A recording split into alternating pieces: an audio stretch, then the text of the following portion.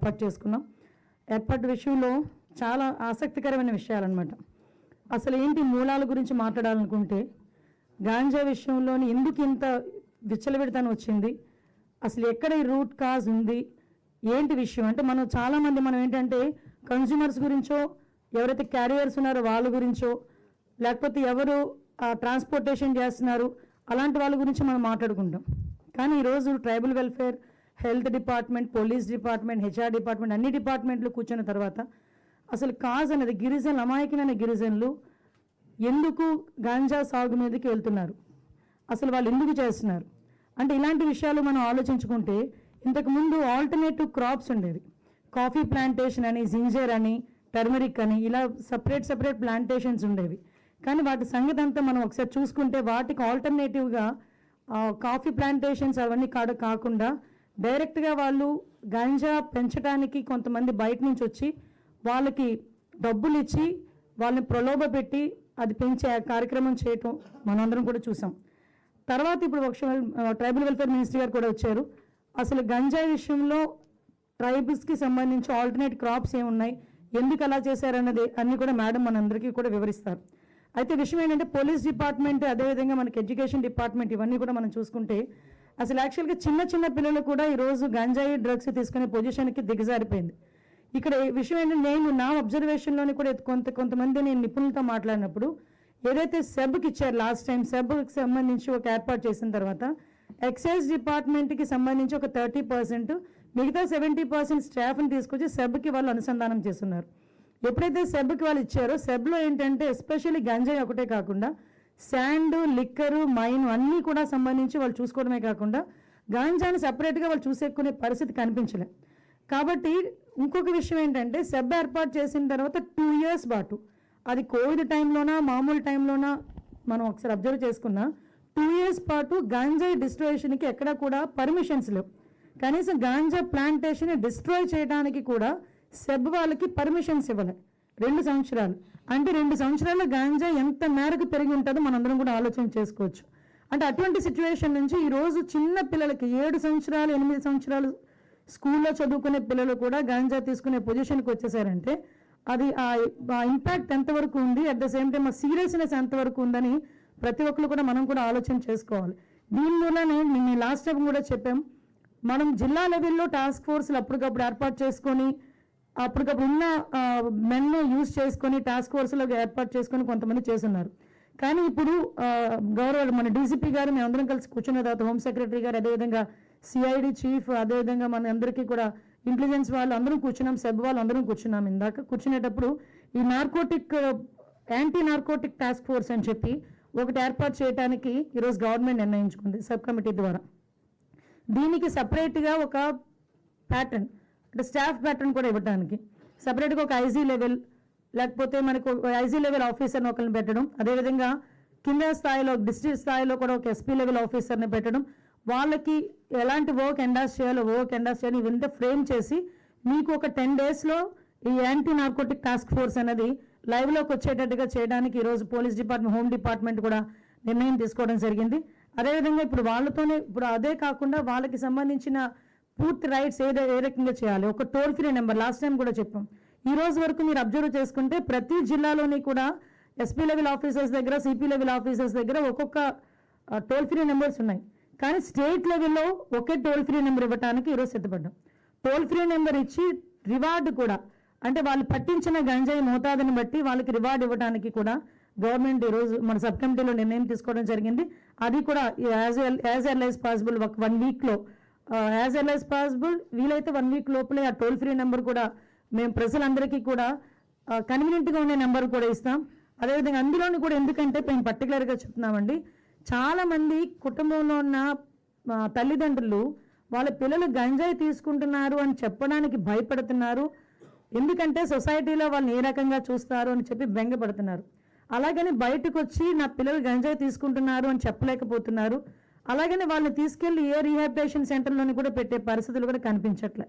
ఈరోజు health department వాళ్ళతో కూడా మాట్లాడాం.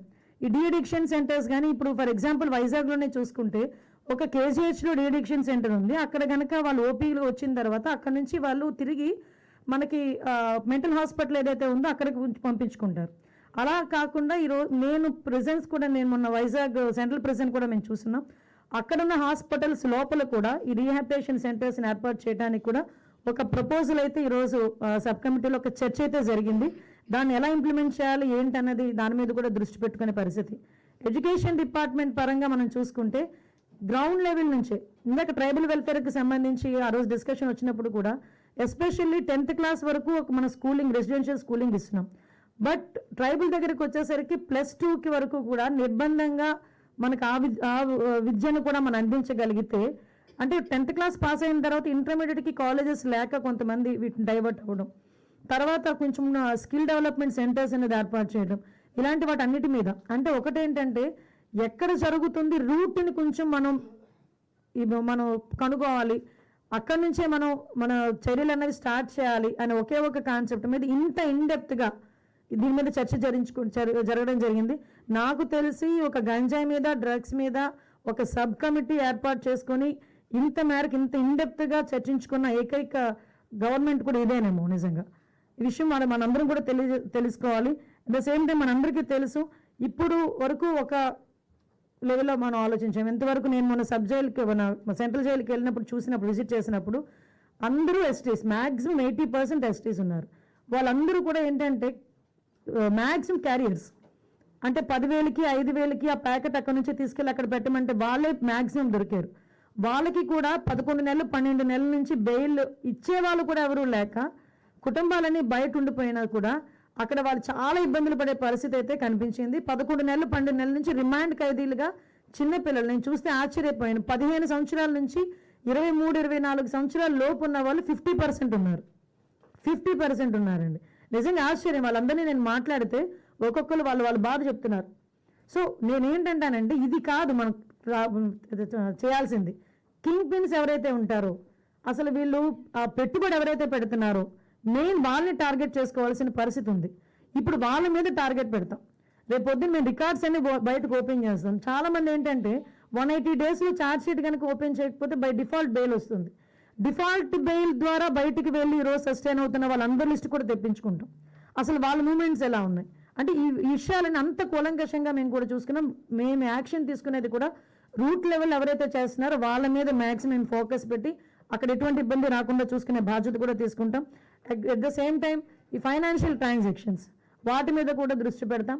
ఎవరెవరు చేతులు మారుతున్నాయి, డబ్బులు ఎవరెవరు చేతులు మారుతున్నాయి, ఇదంతా కూడా ఇంటెలిజెన్స్ డిపార్ట్మెంట్ వాళ్ళు, అదేవిధంగా మనకి సబ్ వాళ్ళు, ముఖ్యంగా డీజీపీ గారు దీని మీద కూడా ఫుల్ ఫ్లెజ్డ్గా కాన్సన్ట్రేట్ చేసి ఉన్నారు. ఎట్టి పరిస్థితుల్లోని రాబోయే కాలంలో అంటే ఇప్పుడు 100 days మేము ఒక ప్రోగ్రామ్, ఒక షార్ట్ టైం ప్రోగ్రామ్, ఒక 2 years లాంగ్ టైం ప్రోగ్రామ్. ఈ 100 daysలోని కూడా మన టాస్క్ ఫోర్స్ ఏర్పాటు చేసుకోవడం, 100 daysలోని ఏదో మేము మెరాకిల్ చేసేస్తాము, మేము కంప్లీట్గా రూట్స్ నుంచి బయటకు లాగేస్తాము కాదు. ప్రివెన్షన్ గవర్నమెంట్ వచ్చింది, ఫర్మ్గా ఉంది. డెఫినెట్గా హానరబుల్ సీఎం గారు అయితే దీని మీద ప్రాపర్ వేలో ఎట్టి పరిస్థితుల్లోని దీన్ని తగ్గించాలి, ప్రివెంట్ చేయాలి. మనం ఎక్కడైనా పిల్లలకి కూడా మోటివేషన్ క్లాసెస్ దగ్గర నుంచి మొదలు పెట్టుకొని, చిన్న పిల్లల దగ్గర మోటివేషన్ క్లాసెస్ దగ్గర నుంచి మొదలు పెట్టుకొని శిక్షలు పడే వరకు కూడా చాలా ఇష్యూస్ ఉన్నాయి మనకి. ఇంతకుముందు మనకి పరిస్థితి ఎలా ఉండేదంటే డ్రగ్స్ అనేసరికి అది దాని మూలం ఎక్కడుందంటే ఆంధ్రప్రదేశ్ని చూపించే పరిస్థితి అయిపోయింది. ఇంకొకటి ఏంటంటే ఈ చుట్టుపక్కల మనకి పక్కన బార్డర్లో ఉన్న రాష్ట్రాల నుంచి కూడా కొంత మేరకు మనకి ట్రాన్స్పోర్టేషన్ కూడా కొంత మేరకు జరుగుతుంది. బార్డర్ స్టేట్స్ నుంచి కూడా ఆ గవర్నమెంట్ వాళ్ళతో కూడా మేము మాట్లాడతాం. వాళ్ళ హోమ్ మినిస్టర్స్ కానీ వాళ్ళ సీఎంస్ కూడా మేము మాట్లాడతాం. వాళ్ళకి కూడా లెటర్స్ పెడతాం. ఎక్కడా కూడా ఎటువంటి ఇబ్బంది లేకుండా చూసుకునే బాధ్యత తీసుకుంటాం. దీన్ని మేము ఏమంటామంటే సోషల్ రెస్పాన్సిబిలిటీ, అదేవిధంగా కంపల్సరీగా పబ్లిక్ పార్టిసిపేషన్ అన్నది కూడా ఉండాలి. దాని గురించని టోల్ ఫ్రీ నెంబర్ని కూడా మేము పర్టికులర్గా ప్రొవైడ్ చేయడానికి కూడా సిద్ధపడ్డాం. దీని ద్వారా తల్లిదండ్రులు ఎవరైనా కూడా వాళ్ళ పిల్లలు ఈ గంజాయికి కానీ డ్రగ్స్కి కానీ బానిసైపోతే వాళ్ళ వివరాలు కూడా చాలా గోప్యంగా ఉంచి ఆ పిల్లలకి ఎక్కడ కూడా ఇబ్బంది లేకుండా వాళ్ళకి కూడా వైద్యపరమైన వాళ్ళకి కూడా సేవలు చేయడానికి కూడా అందించడానికి కూడా మేమందరం కూడా సిద్ధంగా ఉన్నామని తెలియజేసుకుంటున్నా.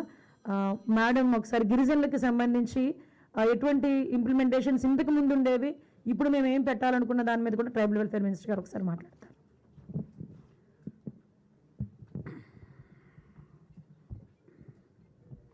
అందరికీ నమస్కారం అండి. ఈరోజు సబ్ కమిటీలో గంజాయిని నియంత్రించాలి, నిర్మూలించడం అనేది దీర్ఘకాలికంగా వచ్చింది, కానీ ముందు నియంత్రించాలి. నియంత్రిస్తే కానీ బయట జరుగుతున్నటువంటి చాలా రకాలు అది దోపిడీ కానీ అత్యాచారం కానీ ఏది జరిగినా దానికి చివర ఎక్కడో ఒక దగ్గర ఖచ్చితంగా గంజాయే కనిపిస్తుంది ఎక్కడికి వెళ్ళినా. కాబట్టి వీటిని ఏంటంటే పూర్తిగా మనం నియంత్రించాలి, ముందుగా నిర్మూలించాల్సినటువంటి అవసరం ఉందండి ఈ 100 డేస్లో అయితే. కాబట్టి ముఖ్యంగా ఈ గంజాయి అమ్ముతున్నది, కొంటున్నది, చేస్తున్నది అంతా పెద్ద పెద్ద పెద్ద చేతులు, కానీ పూర్తిగా అమాయకమైన గిరిజనులు దీనికి ఎక్కువ బలైపోతున్నారు. మొన్న మేడం అనిత గారు సెంట్రల్ జైలుకి వెళ్ళేటప్పుడు కూడా 80% ఎస్టీసీ అక్కడ కనిపించారు. కేవలం అక్కడ బెయిల్ రాక, ఒకవేళ బెయిల్ వచ్చినా వాళ్ళకి కనీసం ఎవరు సంతకం పెట్టడానికి మనుషులు లేక అలా ఇబ్బంది పడే మనుషులు కూడా చాలా ఎక్కువ మంది ఉన్నారు. అలాగే పూర్తిగా మన ఎస్టీ ఏరియాలో, వైజాగ్ ఏరియాలో, అరకు పాడేరు ఏరియాలో ఉన్నటువంటి 11 మండలాలు, అలాగే నర్సీపట్నం ఏరియాలో, అలాగే అరకు పాడేరు నుంచి కొంచెం బార్డర్కి వస్తే ఒరిస్సా ఏరియా వరకు అక్కడంతా గంజాయి పండుతుంది. ఆ విషయం అందరికీ తెలుసు. అది కేవలం పేద గిరిజనుల తాలూకా భూములు. అవి ఇంతకు పూర్వం ప్రభుత్వం వాళ్ళకి కాఫీ సాగు చేసుకోమని ఇచ్చినటువంటి భూములు. అప్పుడు చంద్రబాబు నాయుడు గారు 14-15 ఆ ఇయర్లో కాఫీ సాగు చేసుకోవడానికి 1,25,000 ఎకరాలు 1,30,000 మంది జనాలకి ఇచ్చినటువంటి భూమి అదంతా.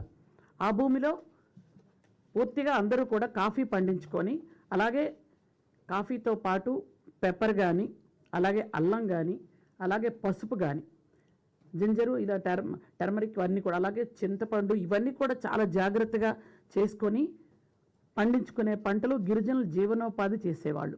అలాగే వాటిని జీసీసీకి పంపించేవాళ్ళు. గత 5 ఏళ్లుగా మనకి పూర్తిగా ఐటీడీఎల్ నిర్వీర్యమైపోయాయి. ఎటువంటి పరిస్థితుల్లో కూడా ఎవరికి ఎటువంటి 16 రకాల మనకి లబ్ధిదారులకు అందించే స్కీములన్నీ కూడా క్యాన్సిల్ అయిపోయాయి.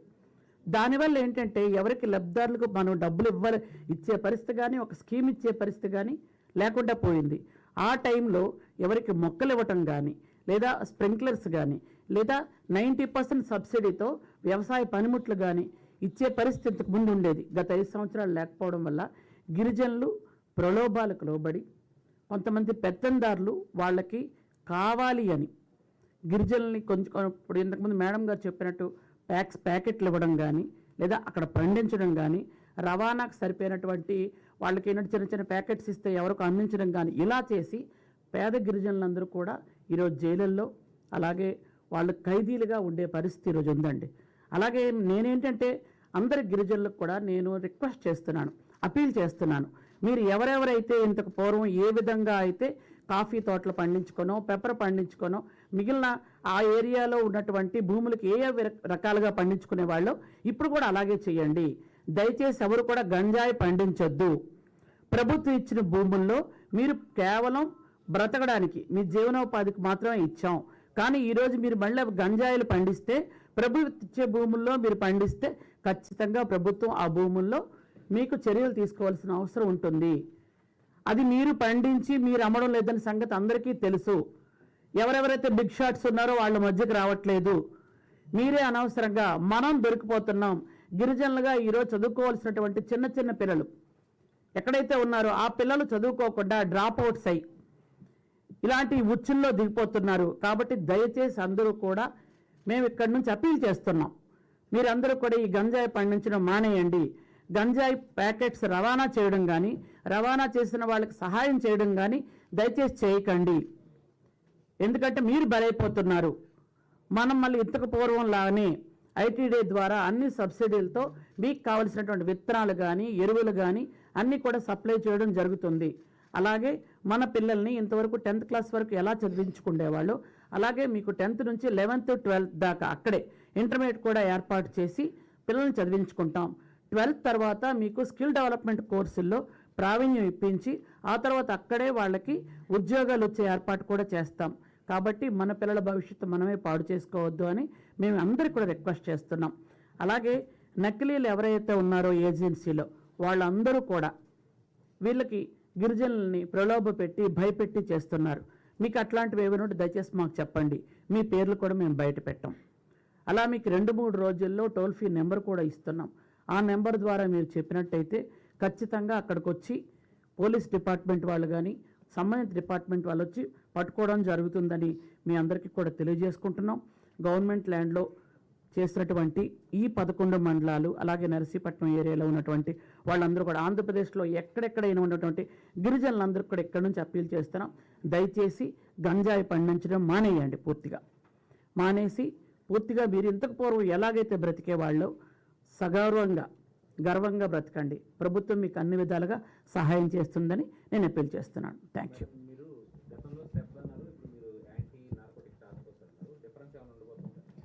షూర్లీ. ఎందుకంటే యాంటీ మీకు ఏఎన్టీఎఫ్ దీనిలో ఎస్పెషల్లీ గాంజా డ్రగ్స్ మీద ఉంటుందండి. ఇప్పుడు సెబ్ అనేది ఏంటంటే శాండ్ గురించి, మైన్ గురించి, లిక్కర్ గురించి, అన్నిటి గురించి కూడా అది మనం యూజ్ చేసేవాళ్ళమి. కానీ ఇది ఏంటంటే ఏఎన్టీఎఫ్ కేవలం ఎస్పెషల్లీ గాంజాయి గురించి, డ్రగ్స్ గురించి మాత్రమే ఉంటుంది. దాని మీద మాత్రమే టాస్క్ ఫోర్స్.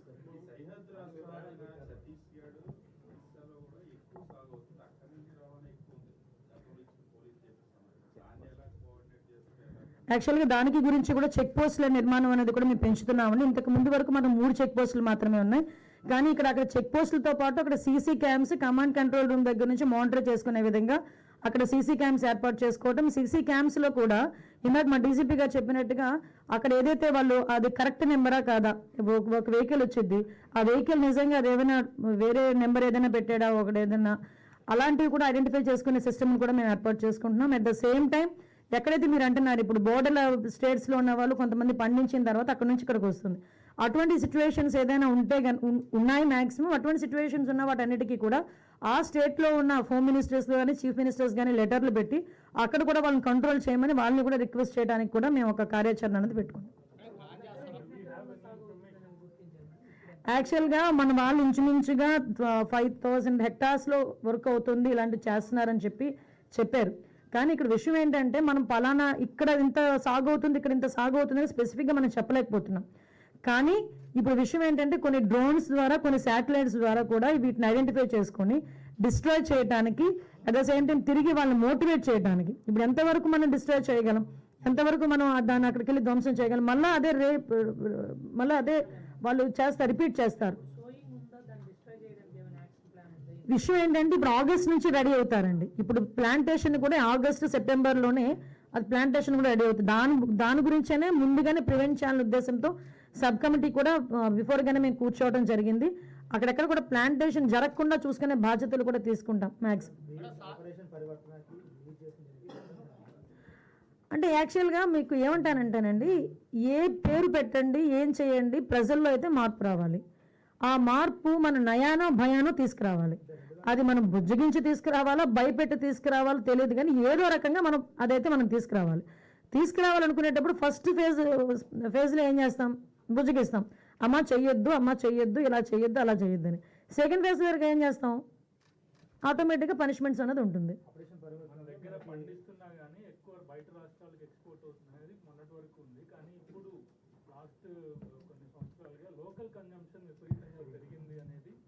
మేము దీని మీద అంత శ్రద్ధ చూపించడానికి కూడా కారణం ఏంటంటేనండి, 7 years బాయ్ కూడా ఈరోజు గంజాయి తీసుకుంటున్నాడు.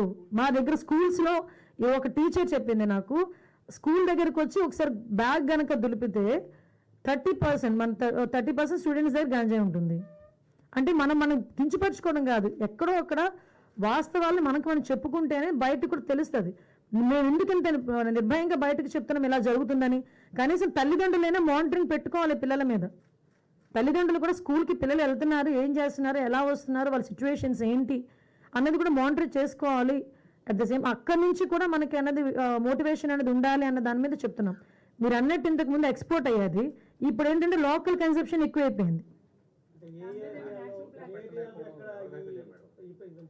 ఏంటండి మనకి ట్రాన్స్పోర్టేషన్ కానీ అక్కడ మనకి పండించేదంతా కూడా ఏజెన్సీ ఏరియా 11 మండలాల్లోనే మనం ఎక్కువ టార్గెట్ పెట్టగలం. మీకు ఓవరాల్గా దేశం మొత్తం ఉందండి, ఎక్కడనంటే ఏంటి, ఎక్కడికి వెళ్ళినా ఎక్కడైనా ఉంది ఈరోజు.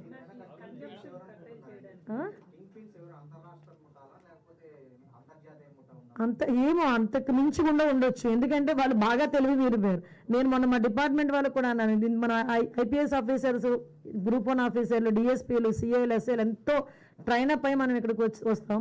వాళ్ళు ఏంటంటే ఎంత టెక్నాలజీ ఉపయోగించుకొని వాళ్ళు ఎన్ని తెలివితేటలతో వాళ్ళు పనిచేస్తున్నారు, వాళ్ళకి మించి పని చేయాలనుకున్నాం. మీరు అన్నట్టు అంతరాష్ట్రీయ ముఠాలు ఉన్నాయి ఇందులోని, కంపల్సరీ అంతరాష్ట్రీయ ముఠాలు, అంతర్జాతీయ ముఠాలు ఉంటాయి. కానీ మేము మాత్రం వాళ్ళ మీద కాన్సన్ట్రేషన్ ఎక్కువగా చేసే పరిస్థితి ఉంది.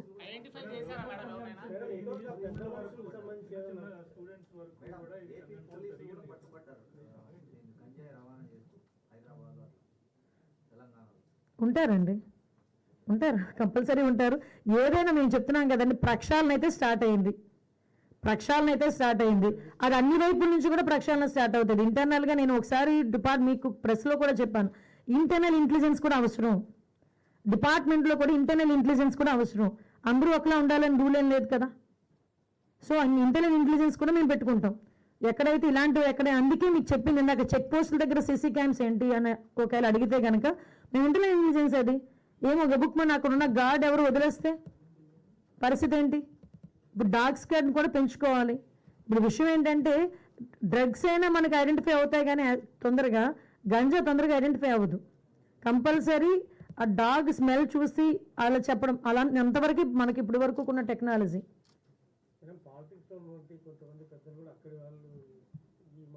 సార్ పాలిటిక్స్లో ఉన్న పెద్దలు ఏ పార్టీ వాళ్ళైనా సరే ఉపేక్షించే పరిస్థితి లేదు. చాలా క్లియర్గా చెప్తున్నాం ఇందులో.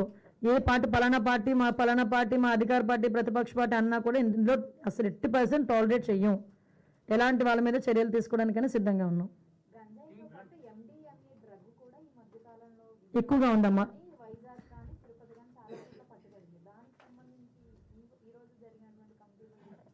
యాక్చువల్గా లాస్ట్ టైం మనకి సిబిఐ ఎంక్వైరీకి ఇచ్చారు. అది మనకి వైజాగ్లోని ఇంచుమించు ఒక 25,000 కేజెస్ అక్కడ దొరికింది, మనకి డ్రగ్ దొరికింది.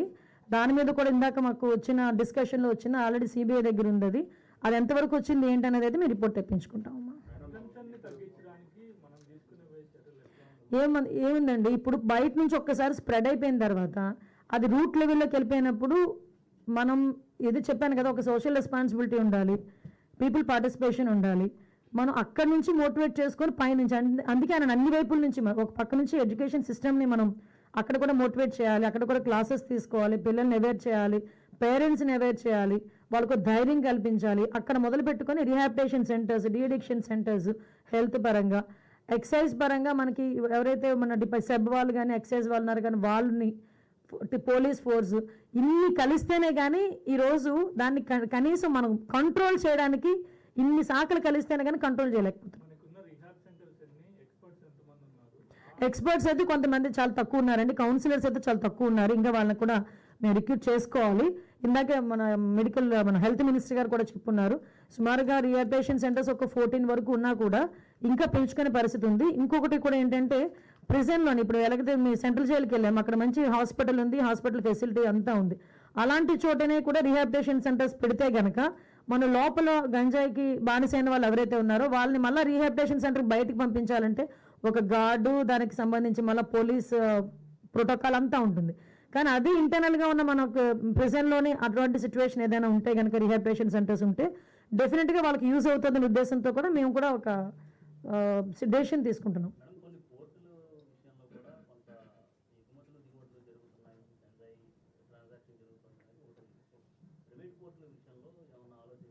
లేదండి, ప్రతి చోట కూడా భద్రత అయితే చాలా కట్టుదిట్టం చేసే ఏర్పాటుకి ఆల్రెడీ మాట్లాడుకున్నాం. ఎక్కడా కూడా అంటే స్టార్ట్ చేసాం, వారైతే స్టార్ట్ అయింది, 80% వారైతే స్టార్ట్ అయింది. డెఫినెట్గా దీన్ని ఫుల్ఫిల్ చేస్తాము విత్ పబ్లిక్ పార్టిసిపేషన్. అదైతే మేము పబ్లిక్ని కూడా మేము అడుగుతున్నాం, దయచేసి మీరు కూడా మాతో పాటు పార్టిసిపేట్ రండి, మీరు కూడా మోటివేట్ అవ్వండి, మోటివేట్ చేయండి. ఎందుకంటే అందరం కలిస్తేనే కానీ చేయలేం.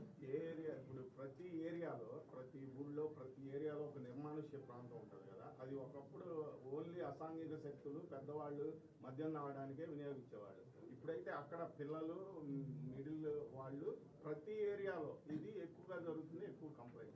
ఎస్, మీరు అన్నది కరెక్ట్ అండి. ఎందుకంటే లాస్ట్ టైం చీరాల జరిగిన ఇన్సిడెంట్ కూడా మేము చూస్తే ఒక స్కూల్ వెనకాతల బుషెస్లో జరిగింది. అక్కడే వాళ్ళు ఎప్పుడు కూడా రెగ్యులర్గా ఉండేది. మేము ఆ రోజు కూడా మేము డిపార్ట్మెంట్ వాళ్ళతో మాట్లాడి, పంచాయతీరాజ్ డిపార్ట్మెంట్ వాళ్ళతో కూడా మాట్లాడి ఏదైతే జంగిల్ క్లియరెన్సెస్ చేయాలి, ఇంకోటి ఏంటంటే కొన్ని రిస్ట్రిక్టెడ్ ఏరియాస్ ఉంటాయి, అటువంటి ఏరియాస్లో కూడా మ్యాక్సిమం ఈ టాస్క్ ఫోర్స్ ఏదైతే నైట్ బీట్లో తిరుగుతున్న పోలీసులు కూడా వాటి మీద ఎక్కువగా టార్గెట్ చేయడం. అందుకే లాస్ట్ టైం మీకు చెప్పాను, 8 తర్వాత అటువంటి ఏరియాస్లో కనుక జనాలు ఉంటే వాళ్ళని చెదరగొట్టడం, వాళ్ళని కొంచెం వాళ్ళని ప్రివెంట్ చేయడం అది చేయాలి అని చెప్పేసి మేము లాస్ట్ టైం అనుకున్నాం. ఇవన్నీ కూడా ప్లాన్ ఆఫ్ యాక్షన్స్లో ఉన్నాయండి. మైన్యూట్ థింగ్స్ అని మీకు చెప్పలేదు అంతే. అవి బాబాయ్ అదేదో అంటారు కదండి, చాలా అంటే వైట్నర్స్ అంట, నెయిల్ పాలిష్ రిమూవర్స్ అంట, అసలు ఏంటంటో చెప్తున్నారు. మాకే భయం వేస్తుంది. ఇంకా మనం అంత డెప్త్కి వెళ్ళామనుకోండి ఇంక సెర్చింగ్ మొదలు పెడతారు, ఇంక వద్దులేండి. ఎందుకు ఉండదండి? కింగ్ పిన్స్ ఎవరో ఒకరు ఎక్కడో ఒకరు పట్టుబడి ఉంటారు. బై డిఫాల్ట్ వాళ్ళు బెయిల్ మీద వెళ్ళి ఉంటారు. ఆ రికార్డ్ అంతా మా దగ్గర ఉంటుంది కదా. ఆ రికార్డులో ఉన్న వాళ్ళందరి మీద కనుక స్పై పెడితే ఎంతసేపు పట్టుకుంటాం? ఐడెంటిఫై చేస్తున్నామండి. ఉన్నారు, లిస్టులో ఉన్నాయి, మా దగ్గర ఉన్నాయి నేమ్స్ ఉన్నాయి.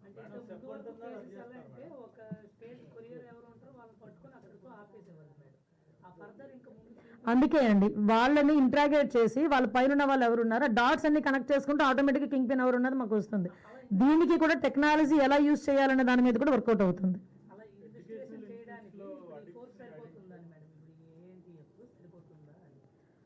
ఏఎన్టీఎఫ్కి ఫుల్ రైట్స్ ఇస్తామండి. నేను ఒకటే అండి, ఇప్పుడు 5 కోట్ల మంది జనాభాలో మనం ఎత్తి కొడితే ఎంతమంది ఉంటారు సార్? పోలీసులు 50,000 మంది ఉంటారు. మనం సరిపోతుందా అంటే సో మనం ఆలోచించుకోవాలి కదా. నేనేమంటానంటే దాని గురించనే కొంచెం ఆ పబ్లిక్ అవేర్నెస్ తీసుకురావడానికనే కదా ఈ అన్ని డిపార్ట్మెంట్లు కలిసేది. డెఫినెట్గా ఉంటుంది. అదేం లేదండి, ఇది సపరేట్ బ్రాంచ్, అది సపరేట్ బ్రాంచ్. ఇంకా దాని మీద ఎటువంటి నిర్ణయాలు తీసుకోలేదు.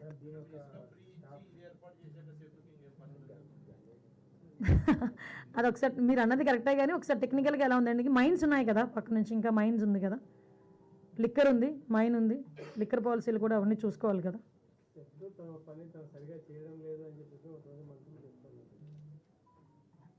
అంటే మళ్ళీ ఏం మాట్లాడిన కాంట్రవర్సీ అవుతుంది, ఎందుకులేండి, ఒక ఇష్యూ నడుస్తుంది కదా దాన్ని అడవనేయండి.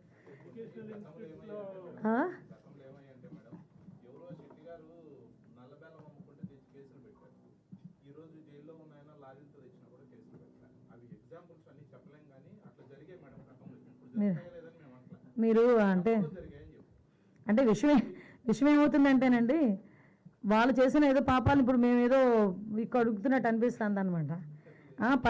లేదండి, ఇందాకే నేను ఏదో చూశాను ఒకసారి, అంటే ఏం మాట్లాడి కొంచెం మళ్ళీ ఎందుకులే కాంట్రవర్సీ అని ఆలోచిస్తున్నాం. కానీ నేను ఇంక దాని గురించే ఆగాను కాసేపు. ఏమంటే ఒక విషయం చెప్తున్నానండి, పిన్నెల్లి ఆయన మీద ఒక హత్యాయత్నం, ఈవీఎం బాక్సులు బదలగొట్టారన్న ఒకటి, ఇవన్నీ కూడా రికార్డెడ్గా దొరికినాయి. రికార్డెడ్గా దొరికిన తర్వాత అరెస్ట్ ప్రక్రియ అనేది ఎలా జరిగిందో మనందరికీ కూడా తెలుసు. ఆయనని తీసుకెళ్ళి ఆయన పరామర్శించడానికి జగన్మోహన్ రెడ్డి అనే వ్యక్తి, ఒక మాజీ సీఎం, ఫస్ట్ తీసుకున్న ప్రోగ్రామ్ కూడా ఏంటంటే ఒక ఖైదీని వెళ్ళి కలవటానికని ఒక ప్రోగ్రామ్ తీసుకున్నారు. అది అతని ఇష్టం.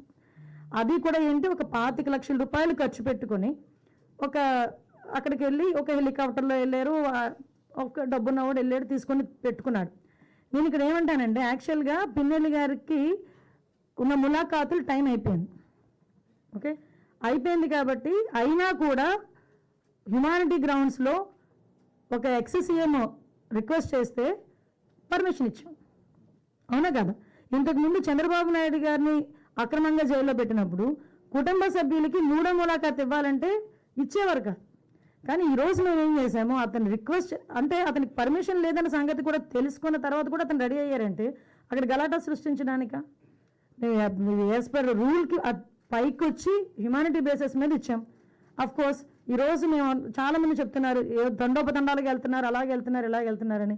నేను ఒకసారి ప్రిజెన్స్ ఐజీ గారితో కూడా మాట్లాడినా, అసలు ఎంతమంది ములాఖాతులు వెళ్తున్నాయి, యాజ్ పర్ రూల్ ఎలా వెళ్తున్నాయి, మేము అన్నీ కూడా మాట్లాడుకుంటున్నాం. ఆయన బయటకు వచ్చి ఈరోజు బయటకు వచ్చి అక్రమంగా అరెస్టులు చేశారు. అక్రమంగా ఏం సీసీ ఫుటేజ్ చూసిన వాళ్ళు ఎవరైనా అక్రమ కోర్టు ఇచ్చిందండి అతను అరెస్ట్ చేయమని? దేని మీద బెయిల్ వచ్చిందండి? ఇప్పుడు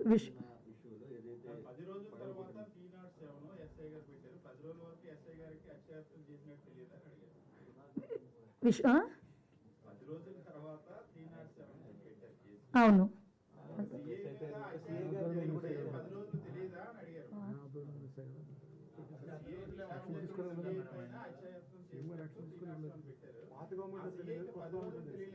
అదేనండి పాత గవర్నమెంట్ పెట్టనివ్వలేదు, కొత్త గవర్నమెంట్ వచ్చిన తర్వాత పెట్టారు. ఆ ఎలక్షన్ కమిషన్ అన్న అసలు భలే మాట్లాడతారండి సతీష్ గారు మీరు. ఆ?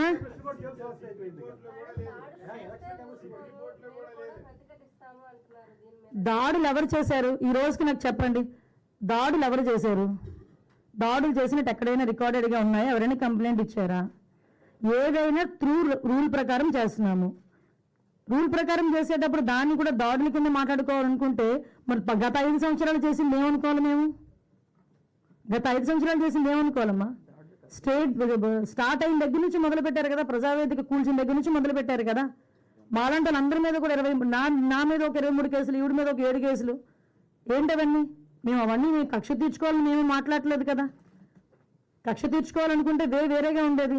కానీ ఈ రోజుకి కూడా మేము పబ్లిక్ చెప్తున్నాం, చూపిస్తున్నాం, ఇది ఇలా జరుగుతుంది అని చూపిస్తున్నాం. దానికి ప్రతీకార దాడులు ఎక్కడ జరిగినాయని? ప్రతీకార దాడులు అంటే రెచ్చగొడుతున్నారా ఈరోజు వచ్చి?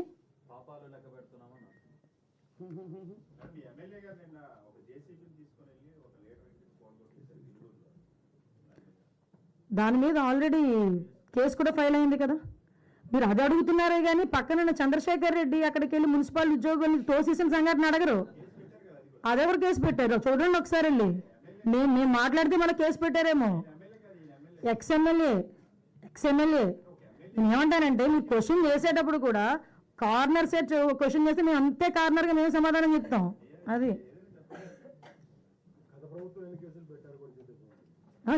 నేను ఎగ్జాంపుల్ అండి, best example. As a home minister I have 23 cases, atrocity కేసుతో సైతం. అట్రాసిటీ కేసు నా మీద ఉంది. నేను కడపకి వెళ్ళి కోర్టుకి అటెండ్ అవుతున్నా. డీసీపీ గారు కూడా చెప్తున్నాను నేను, అది ఏదో చూడండి సార్ అని.